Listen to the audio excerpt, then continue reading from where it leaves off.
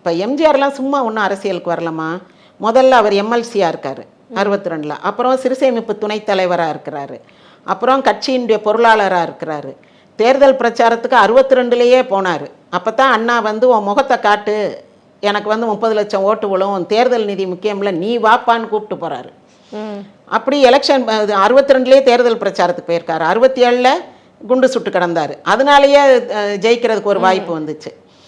அந்த மாதிரி அவர் இது கட்சி ஆரம்பிக்கிறதுக்கு முன்னாடியே அவருக்கு சட்டமன்ற அனுபவம் இருந்துச்சு. சட்டமன்றத்துக்குள்ளே போய் அவர் மேல் சபை உறுப்பினராக உட்கார்ந்து இருந்தார்.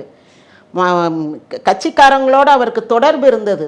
தொடர்ந்து கட்சிக்காரங்க வந்து அவரை பார்க்க வைக்க இருந்தாங்க. அவருடைய ரசிகர் மன்றத்தின் மூலமாக மக்களை அணுகி வெள்ளச்சேதம் ஏற்பட்டாலும், நெருப்பு விபத்து ஏற்பட்டாலும், குடிசைகள் தீப்பற்றி இருந்தாலும் உடனே அவருடைய ரசிகர்கள் போய் உதவி செய்வாங்க. அப்படி மக்களோடு அவர் நெருங்கிய தொடர்பு வச்சுருந்தார். அவரை கையை பிடிச்சிக்கிட்டே காரில் ஓடுவாங்க, நான் பார்த்துருக்கேன். எம்ஜிஆர் இப்படி டாட்டா சொல்லுவார்ல, க்ளோஸ் பண்ணியிருக்க மாட்டாங்க. அப்போ இந்த இப்படி கையை பிடிச்சிக்கிட்டே ஓடுவாங்க எல்லாரும். கார் ஸ்லோவாக போகும், அவர் கையில் அப்படி நகை கீறல் இருக்கும். அப்படி போவாங்க, ஓடி போய் காலை கட்டி பிடிப்பாங்க.